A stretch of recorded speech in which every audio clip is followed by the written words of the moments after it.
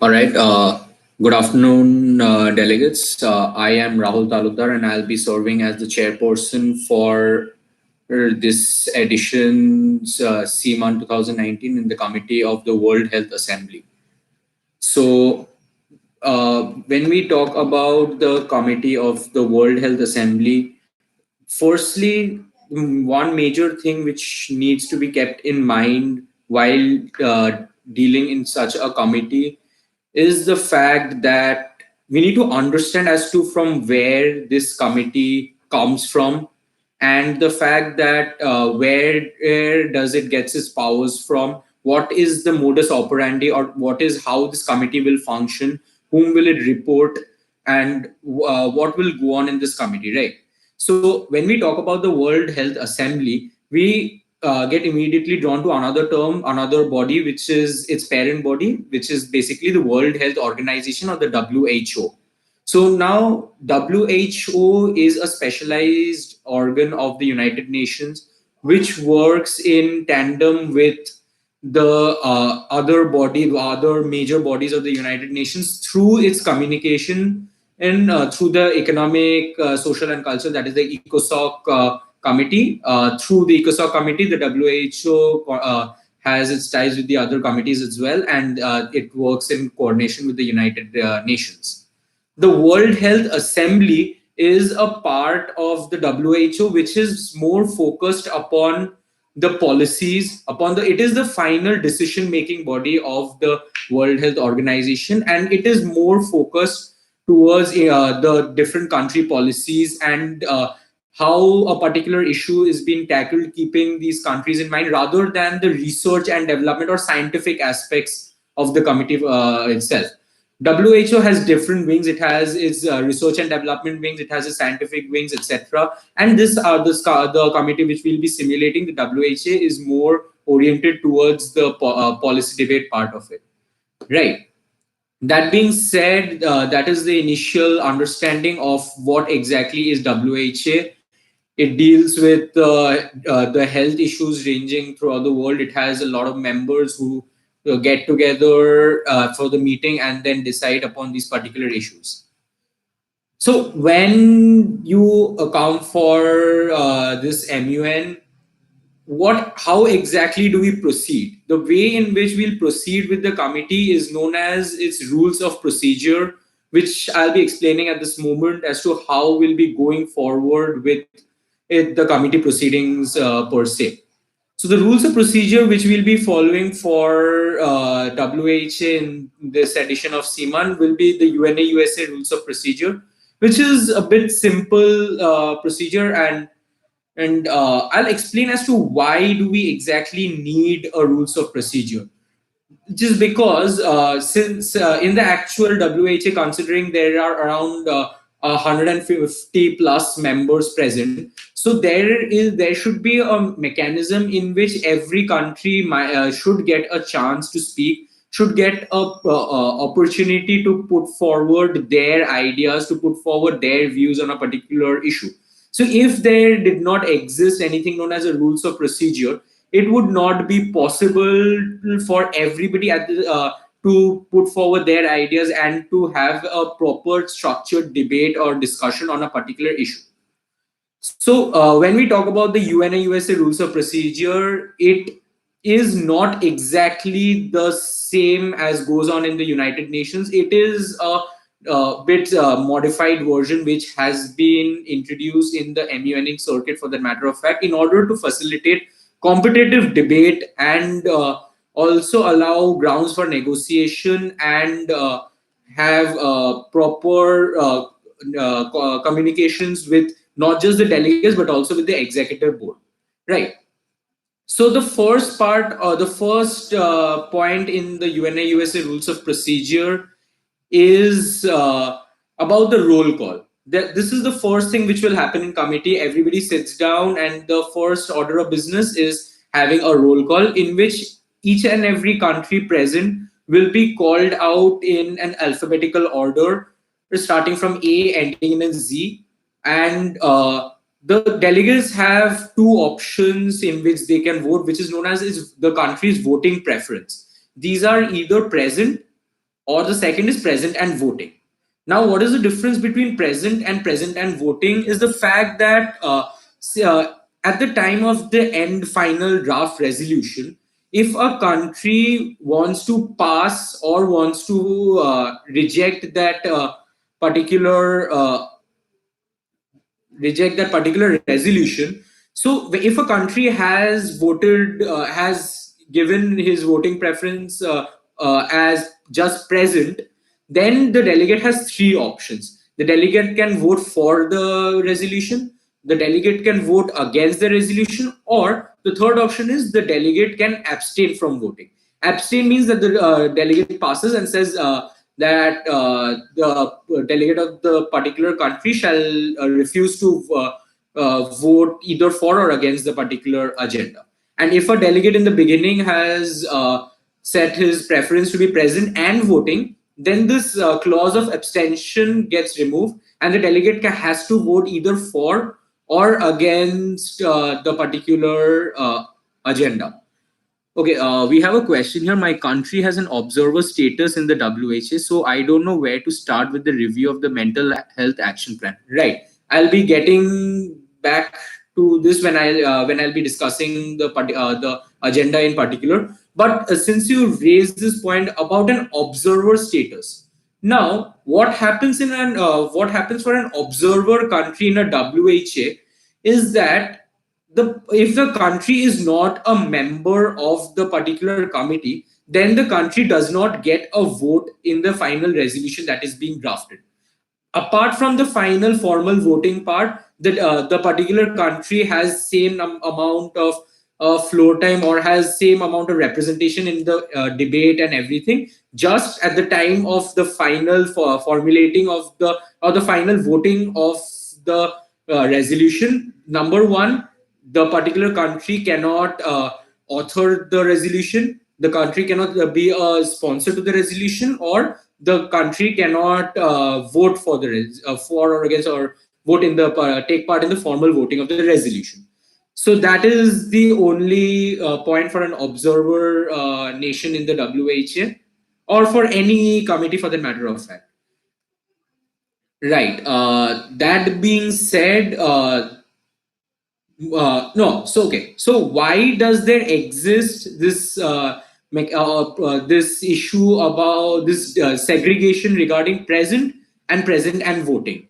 Now, say for example, this you will not find much of relevance in WHA as WHA being more of a consensus building body rather than a much more or policy debate oriented body. So what is a consensus based body?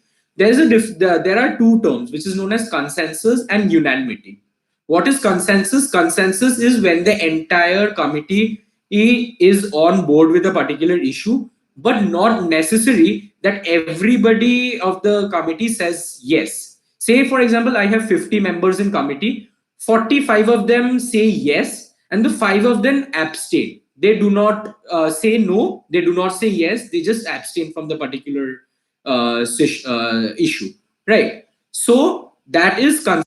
However, unanimity is the part where every 50 members will say yes, right? So that is the part of unanimous decision. So WHA being a consensus building body where everybody should be brought on the same page of the issue, we have the system of present.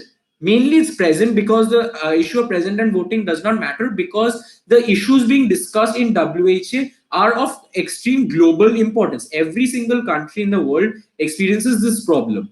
This is much more visible in committees like DISEC or spec poll, where a particular issue of a particular region is being discussed. Say for example, if an Israel-Palestine issue is being discussed, so at that point Israel, then we have countries like Iran, United States of America. These countries will go for present and voting, because they are directly affected by this and they want their stand in the resolution itself. That being said about okay, we have someone saying I can't able to understand. Could you be a more specific? Can you not hear my voice, or is there a particular part of what I said that you do not understand? Then I'll be able to help you out better with that, right? Okay. So that being said, that completes the first order of business, which is the roll call. After the roll call, we have motions to introduce the agenda. We have motions to introduce debate. We have then moving on after these being formalities. Oh, after the roll call, we have something known as the setting of the quorum. What is the quorum? Quorum and majority. What is the quorum?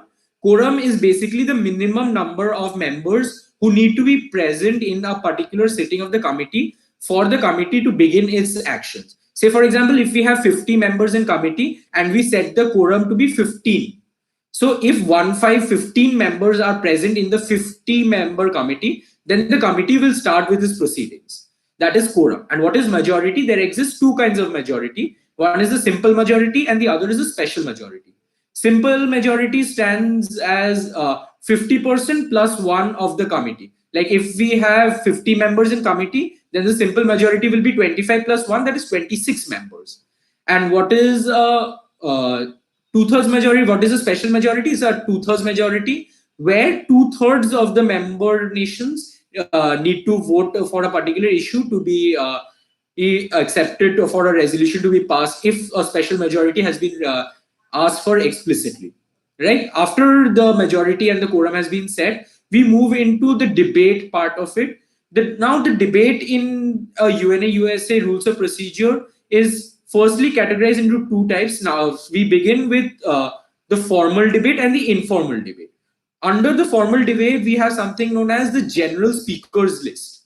A general speakers list is a list in which the country who raises the motion to introduce the general speakers list has to introduce a time for per speaker being able to speak. Say I'm the delegate of India and I raise the motion to introduce the general speakers list, per speaker time being 90 seconds, or I can have it as per speaker time being 120 seconds, which is 1.5 minutes or 2 minutes, right?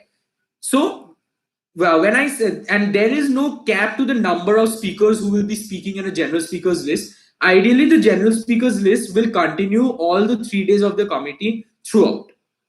After that, over here in this 90 seconds or 120 seconds, every particular nation will be every particular nation will be putting forward their ideas on the particular issue. They will be putting forward their foreign policy, their stands on the agenda, the progress which has been made by their particular country, what do they expect out of this committee, and how do they wish to tackle the agenda at hand. So this is a broader debate regarding the entire agenda and no particular subtopics in the general speakers list.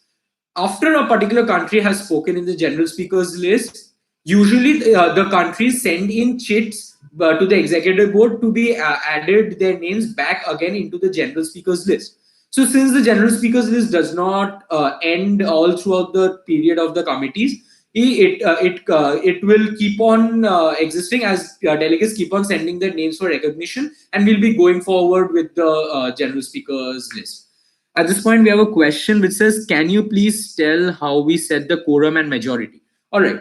So as I said, quorum is a basic number. Usually in an actual UN or any body, a quorum is set at usually 10% of the entire population of the committee, right? So if we have, say, a 198 member GA dissect, its quorum will be at 20. However, it does not necessarily have to be exactly at that amount. So what we do in committees, in order to allow more people to be present while a debate is going on, if the quorum, the exact cap of a quorum can be set flexible. Like I just said, if we have a 50-member committee, we can set the quorum as at either 20 or 30 or whatever we feel that if these many member nations are present. So we'll start with the committee proceedings. However, it is usually advised that at the time of the beginning of committee, everybody has probably got the itinerary, and so we expect everybody to be punctual so that you do not miss out on the debate of the committee, how the committee has been proceeding. So if you do not want to miss out on that, being punctual to the itinerary will be actually helpful for that. And the majority part of it, there are two majorities: simple majority and special majority. Simple majority is set at 50% plus one of the total strength of the committee, which is basically, if we have 50 members, then the simple majority is set at 26. A simple majority is needed for passing any kinds of motions. I'll be getting into what exactly is a motion, but this is a simple majority is the part which portrays the democratic part of the United Nations. The United Nations being a democratic organization, that after the majority of the people have voted for this issue, they will be the body will be going forward with the decisions taken by the entire house. So that is the part about majorities. Special majority is basically a two-thirds majority, like two-thirds of the total strength of the committee should be saying yes to a particular issue. However, special majority does not usually happen, and in normally it has to be specially requested. I hope that clears your doubt about quorum and majority. Anushka Gupta says, my country does not come under the plan, therefore, am I allowed to present my own review for the plan? Right. So, there might be countries. So, this is basically in a WHA, we have review action plans or or health action plans. So in these action plans are somewhat kind of not, if not exactly, somewhat on the same lines as a treaty. What happens in a treaty? In a treaty, we have people who are signatories, people who have ratified a treaty, people who have acceded to the treaty, extensions to the treaty after a particular point of time. So, just because a particular country has not ratified a treaty or is just a signatory, does not mean that the country does not have a say in the treaty. So, similarly, for the health action plan, if a particular country has not accepted to the health action plan, it is your duty as the representative or the delegate of that particular country to put forward to the entire committee as a whole as to why your country is not a part of the particular plan. So you, at this point, you have the liberty to critically analyze the plan and say that these are the parts which my country has any sort of issues against. All right, I'll give you an example for the same. If you all have heard of the committee dissect and of a treaty known as the non-proliferation treaty, that is the NPT. The same time, there is another treaty which is known as the nuclear ban treaty. This nuclear ban treaty is not accepted by any of the P5 nations or many other nations like India, Pakistan, etc., Israel for that matter of fact, and it's not been accepted by any of these particular P5 nations. Why? Because it talks about to ban all nuclear weapons, which the P5 nations will not do at this point, considering their commitments to the NPT. So when a particular nation is not a part of a plan or a part of a treaty, you get the liberty to scrutinize the action and bring forward to the committee as to why you feel or your country feels that this particular plan is not totally inclusive, or if you have reservations or issues against some particular parts or sections of the entire agenda or of the entire action plan.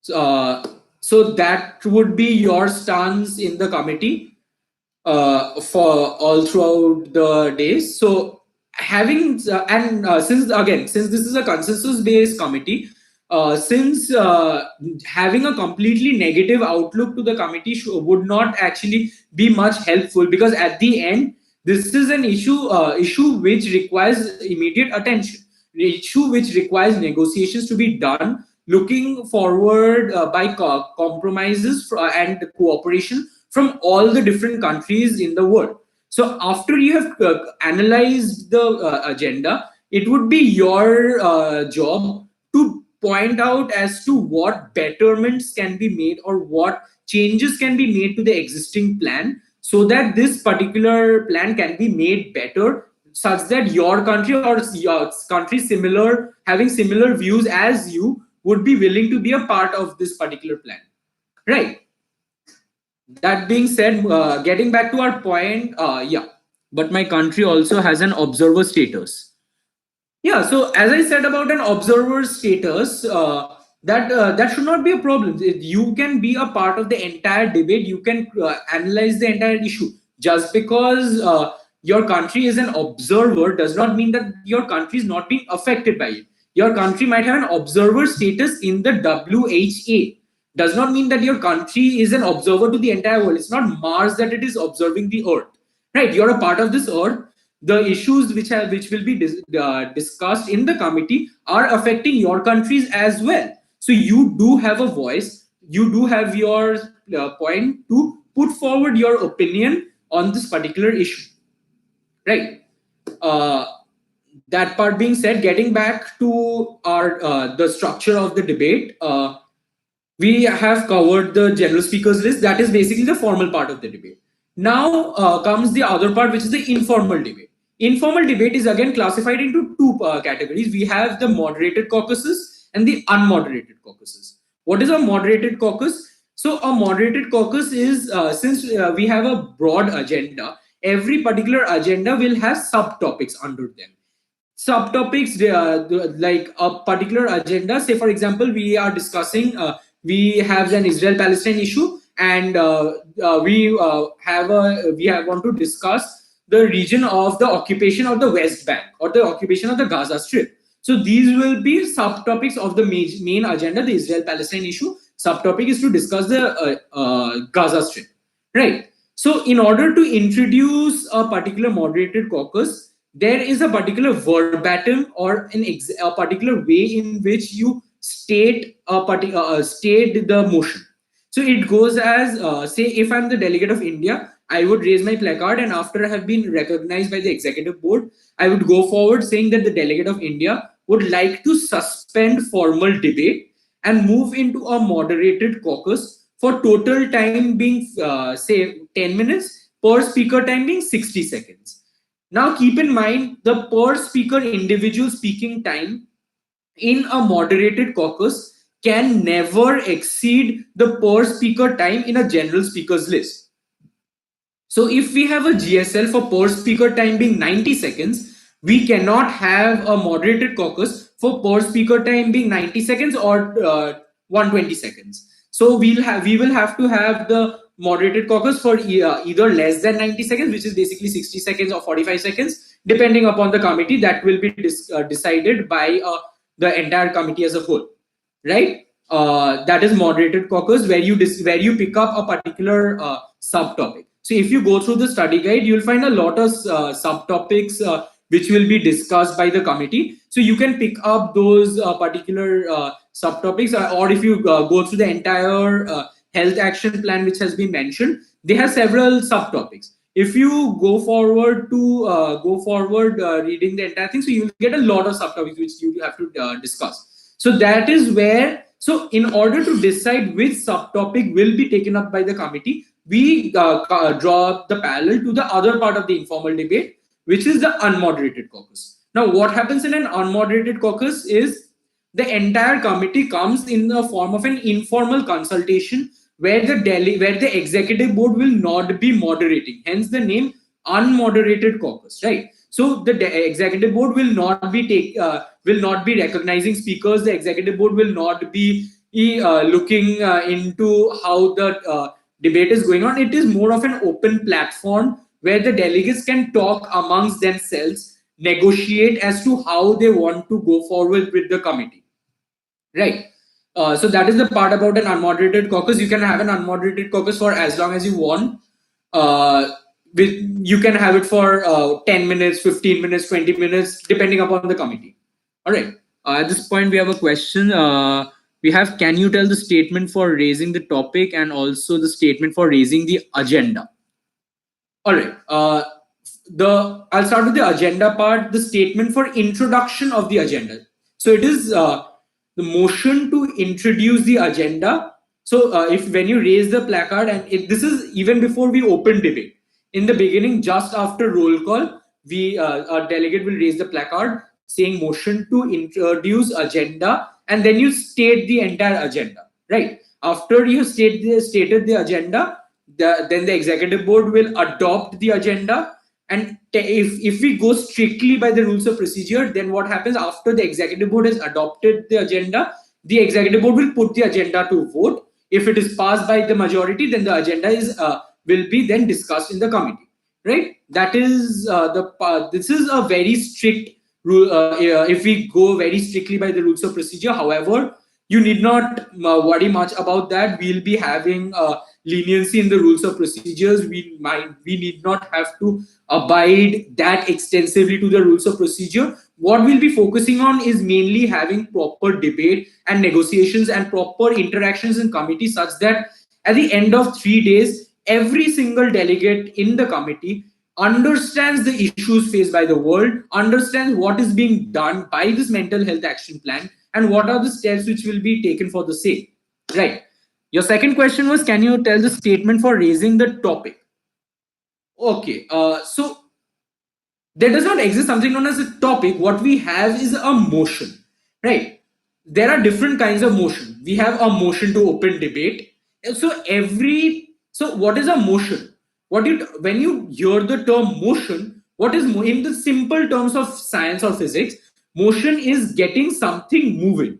So a motion, actually precisely what it does is gets a committee moving in a particular direction. It enhances the flow of the debate. So anything which we do in committee is in the form of a motion. Motion to introduce agenda, motion to open debate, motion to move into a general speakers list, motion to suspend formal debate and move into a moderated caucus, motion to suspend formal debate and move into an unmoderated caucus. Then we have motion.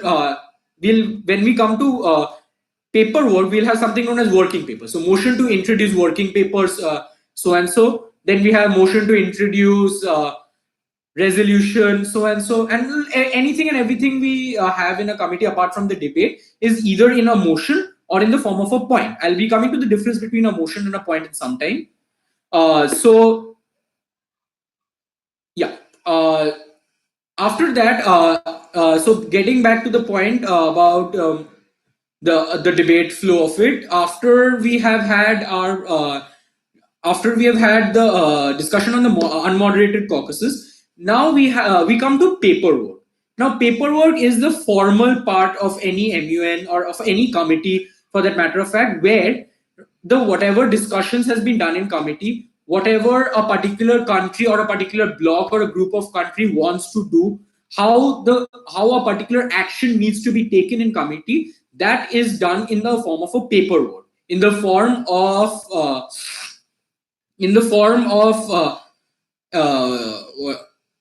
either working papers or resolutions. Now there are different kinds of paperworks. We have chits, we have working papers, we have either resolutions, or we have press releases or committee reports. So these are the different kinds of paperwork. Firstly, coming to chits, there is something known as an informal chit. What is an informal chit? Is basically if two countries need to talk among themselves. So say India wants to talk to China, right? So they can have communications to them via chit, which will be transferred from India directly to China, again China back to India, right? Those are informal chits. On other different forms, we have something known as a substantive chit. However, for my committee in WHA, we will not be looking forward to substantive chits, because we believe in verbal substantive debate rather than having facts jotted down in the form of substantive chits, right? So usually what happens in a substantive chit is that you get to that is a place where you pour out your research, where you show the executive board how much research you've got and how much you have understood the agenda, where you write about the particular issue. You can write it in the form of subtopics, you can write it in the agenda as a whole, you can write anything in the substantive chit. However, we will not be looking forward to substantive chits in the World Health Assembly in CMUN 2019 this year. The other forms of cheats which will be accepted are points of informations, which is basically if a particular country has a question to another country and you want the executive board to take note of that particular question which has been put forward to from one country to another. Say India poses a question to Pakistan and you want the executive board to know that India is asking this question to Pakistan. So you put forward a cheat in the form of a point of information. You write from India to Pakistan via EB. EB stands for executive board. And you write your question underneath. And similar way, when Pakistan returns the answer to that particular question, he writes from Pakistan to India, reply to the you either write the question or you write reply to the point of information. And if you want the executive board to take note of that question, you write via EB. And then it goes from Pakistan, it goes to the executive board and then back to India. Right? So that is how points of information work. There is another way in which a point of information can work, which is known as yields. What happens in an yield is that at the say I have a 120-second general speakers list and my speech took only 90 seconds. So now it is in my hand as to what I want to do with the remaining 30 seconds. This exists only in the form of formal debate in the general speakers list and does not exist in a moderated caucus per se.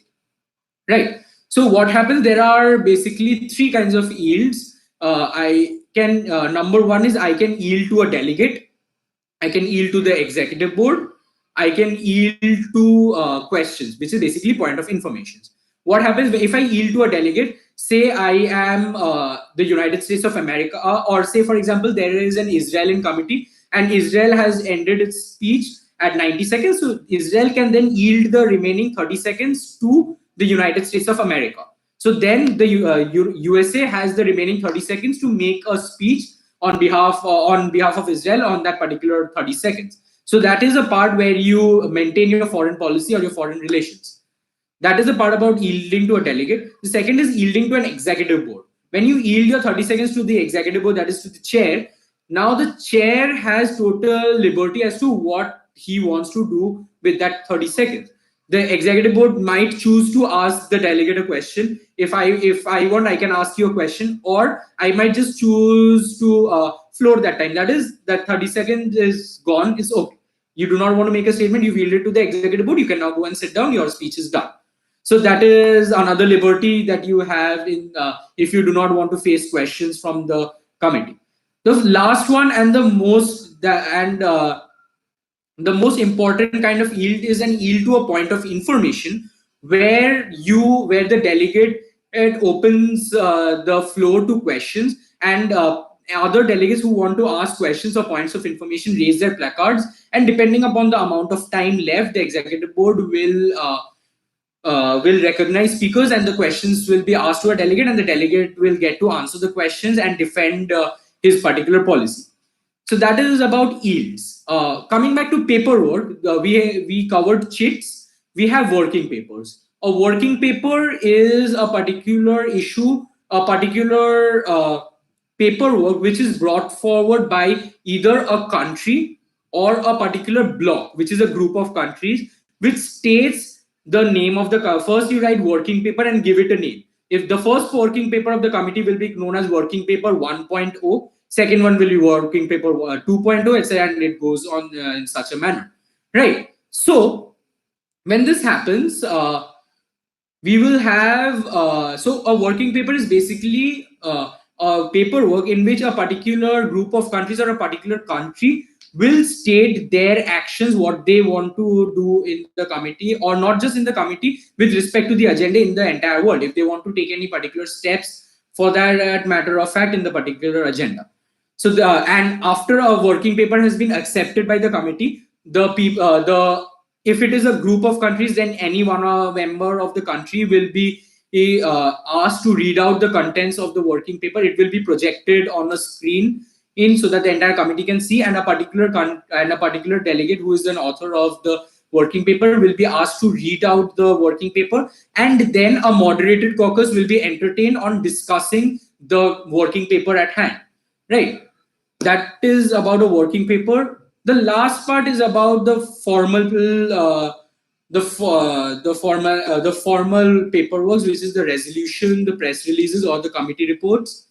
This is something which I would not prefer discussing it right now, because of the fact that it completely depends upon how the particular committee will function, how the debate in the committee goes, and if there is opposing views, and if it is necessary to have a resolution, then I will be explaining the same on the either the first day of the committee or in between, if we can take a unmoderated caucus, and I'll be discussing the final form of paperwork at that point of time in committee itself. So you need not worry about the resolution or the final outcome document which will be discussed by the committee. For the time being, focus on building your points of the on the particular debate and your research part of it. We have a question saying, can you tell the point of information? Okay, so a point of information is basically, in very simple terms, it's a question. A question. Now, a point of information can be used. Okay, so since you've raised a point of information, I'll explain all the points which exist in the UNI USA Rules of Procedure. We have 4 points in a particular order of precedence. It goes as point of personal privilege, followed by point of parliamentary inquiry, followed by point of order, and at the end we have point of information. These are the 4 points which exist in the UNI USA Rules of Procedure. So what is firstly a point of personal privilege? In this order of disruption, like if we have, what is an order of disruption? It means that if we have all these 4 points raised simultaneously in committee, then in this order, these points will be accepted and will be addressed in committee. So the first one, we also have a point of this order of disruption in the motions, which I'll be getting back to in a minute or so. So in the area of point of personal information, any form of personal discomfort which is being faced by a delegate can be brought forward in the committee. Say, for example, a delegate might be feeling too cold or too hot, or if the delegate needs water, chit pads, or cannot hear the speech made by another delegate. So that is where a point of personal privilege comes into action. Key point to remember, personal privilege is the only point which can interrupt a particular delegate in the middle of a speech. However, I, as an executive board member, do not look forward to that, because over the time it has been seen that this has been misused by the delegates in order to disrupt the flow of a particular delegate. So until unless it is a very pertinent point of personal privilege, I do not appreciate looking forward to it in the middle of a particular delegate speech. If it occurs that you cannot hear a particular delegate, that is a pertinent one, you can raise a personal privilege for that as well, right? Next, we have point of parliamentary inquiry. So like I've explained the rules of procedure right now, I'll probably be doing the same on the first day of committee itself as well. So at any point throughout the entire 3 days of committee, if you do not understand any part, or if you have, say, for example, if you've forgotten a particular what happens in a particular motion, or how to raise a motion, or you've forgotten the intricacies of a particular rules of procedure, that is where you raise a point of parliamentary inquiry and you ask the executive board, sir, this is my problem, I cannot understand this part, could you please explain it to me? The executive board will explain the entire region to you, entire thing to you, right? Next is point of order. There are 2 views regarding the point of order, one of which is completely wrong. The other is one which exists. So I'll tell you what is the incorrect point of order. Make sure you keep this in your head, that the point of order is not used to point out any form of factual inaccuracies in a committee. Many a times people have been misguided in order to understand that a point of order can actually be used to point out factual inaccuracies. No, it cannot. If if you want to understand this better, UNA USA Rules of Procedure are found online. You can actually search them up, and you'll see that the point of order is only used by the delegates if they want to point out any form of procedural errors from the executive board. If I make a mistake in a particular procedure portion, then a delegate can raise a point of order to say, sir, say for example, I have skipped a particular country in a GSL and the country did not get a chance to speak. So the delegate can raise a point of order saying that the particular delegate has been missed out from the GSL. So I'll take that into account and I'll take steps for the same as well. And finally, coming to the point of information. What is a point of information? It is basically a question which is asked by a delegate to another delegate. Now, this question can be tackled in different ways. If, say, for example, if you want to point out fallacies in the particular delegate speech, if you want to attack the delegate on basis of their country's actions, so that is where you can ask points of information, and or this is the place where you can actually point out the factual inaccuracies, but framed it in a point of in the form of a question. Say, for example, if I, as a delegate, I say that the capital of India is Kolkata, then a particular delegate can raise a point. Can raise a point of information saying that, sir, you mentioned the capital of India to be Kolkata. However, don't you think that the capital of India is actually New Delhi and not Calcutta? So, what is a point of information? It starts with a question phrase: what, how, why, when, and it ends in a question mark. Right? A simple question. Usually people use points of order to make an entire speech of their own. No. If you want to add an annexure, very small, one line, and then ask your question. That is a point of information. We have a question saying, if there is a discomfort, we have to raise a point of personal privilege. So through chits or some other way. No, personal privilege is when you raise a placard. Okay, so there are two ways in which you can raise a particular placard. Say, for example, if this is a placard in my hand, my country name is written here. So I can raise a personal privilege like this. So if my country is written here, I raise the backside of the placard. So that essentially means it's a point of personal privilege, right? You can raise a personal privilege like that, or you can just raise your placard. I'll be recognizing you, and you say I have a point of personal privilege. You can do that as well. So, and since we've come to this point, two things which need to be kept in mind about your placard. Number one is your placard should be treated as the national flag of your country. Never hold your placard upside down. If you hold it upside down, it means that the president of your country or the head of your state has died. Never hold it upside down. Always, or never hold it like this, perpendicular. Always like this, such that your country is seen in a straight fashion, right?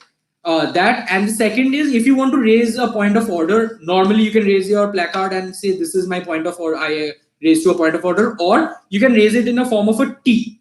You raise your placard and with the other hand you put it in the form of a T. If this means it's a point of order, right? These are a few intricacies which need not be taken into account as strictly, because we'll be having a flexible rules of procedure to enable the debate in committee. Right. Yeah. Using personal pronoun is allowed in our committee. Yes. I, for a matter of fact, allow personal pronouns, because at the end of the day, you are a delegate, you are a person. So your views, if you feel something, it basically means that that implies that, yes, this is what my country has thought. So if you say, I feel that, say if I'm the delegate of India and I say, I feel that the mental health action plan should be inclusive of this topic, it basically means that India has told me to feels the same. So yes, you can use personal pronouns like I, we. If you want to talk about an entire block, say India wants to talk about the Southeast Asian regional area of regional cooperation, SAARC, then say that we feel that this, or if for the BRICS for the matter of fact. So that can be done. So personal pronouns are allowed in committee. You can go forward with that. That is not a problem. That being said, do keep asking questions if as and when you see them coming. So that basically sums up our major portion on the. Yeah, that sums up the rules of procedure more or less. We'll come to the formal voting part of it at the time of like when we discuss the paperwork in committee, either in the first day or in between. That will be dealt in details there. I've discussed it. Oh, one thing which I missed out is the order of disruption. Like, what is an order of disruption? It is basically the order in which different motions, if raised at the same time, will be entertained in committee. Say for example, if we have three motions, one is a moderated caucus, one is an unmoderated, one is a moderated caucus for 15 minutes per speaker time being 1 minute. We have an unmoderated caucus for 20 minutes, and we have a moderated caucus for 10 minutes per speaker, time being 1 minute. So the first moderated caucus will take 15 speakers, second moderated caucus will take 10 speakers, and the final moderated caucus and the final unmoderated caucus basically involves the entire committee. So that is so order of disruption is depending on the number of the number of people who are involved in that particular motion. In an unmoderated caucus, is precisely the entire committee which is involved. For a moderated caucus, depending on the number of speakers. So in this, the order of disruption will be first we'll be voting about the unmoderated caucus, followed by the moderated caucus for 15 speakers, and finally the moderated caucus for 10 speakers. So this is basically the order of disruption. And that being said, this basically covers our entire part about the rules of procedure. Do not worry, I'll be going through that in probably in the same details in the first day of committee when I'll be explaining the rules of procedure. That being said, at this point now, if you all have any questions, go forward, ask the questions. I'll be discussing about in very briefly about the agenda, and if you all have received the study guide as to how to go forward with the proceedings and all in committee.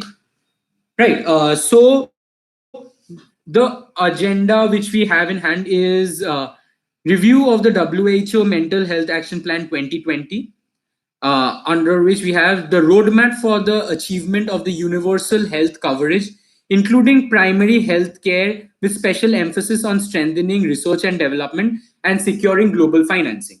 Right. So our main agenda, which we'll be looking forward to the debate, is the review of the WHO Mental Health Action Plan.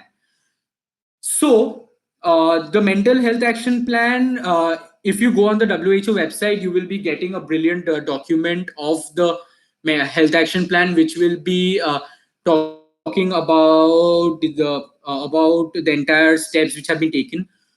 That is your primary research material.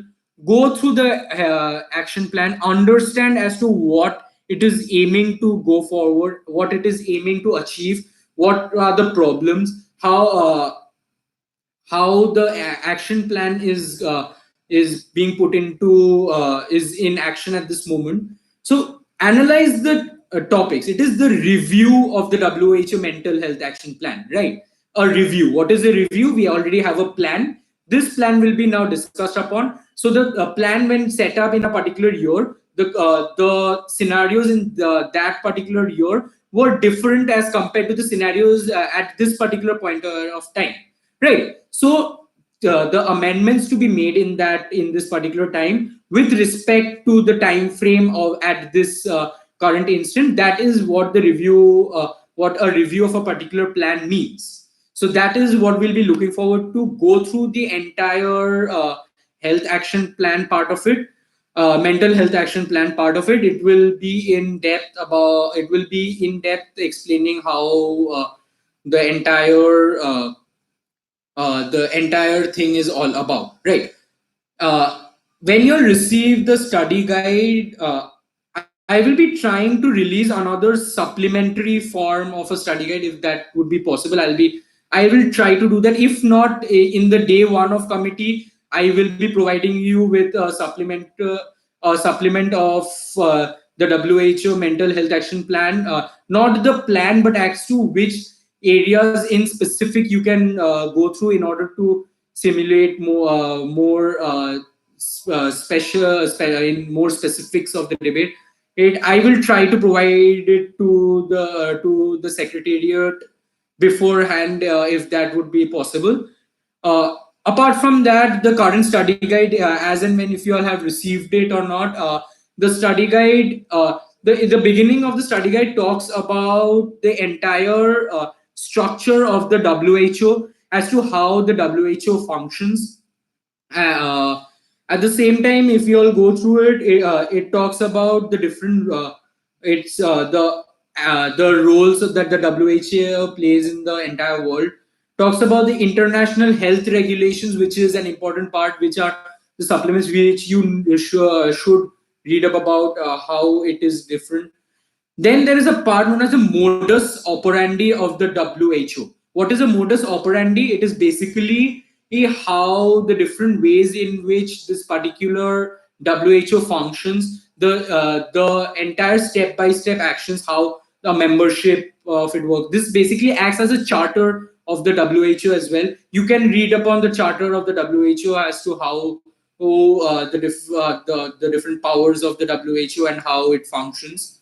Then comes the structure of the WHO, under which it talks about the World Health Assembly, of which we are a part of, and how we'll be how it is an executive body and is governing all the issues of the same. Apart from that, there are then comes there are a few references about the WHO itself. The WHO, how the different, you can go through it is advisable that you go through the links provided in the study guide to have a better understanding of the same. After which there is in-depth analysis uh,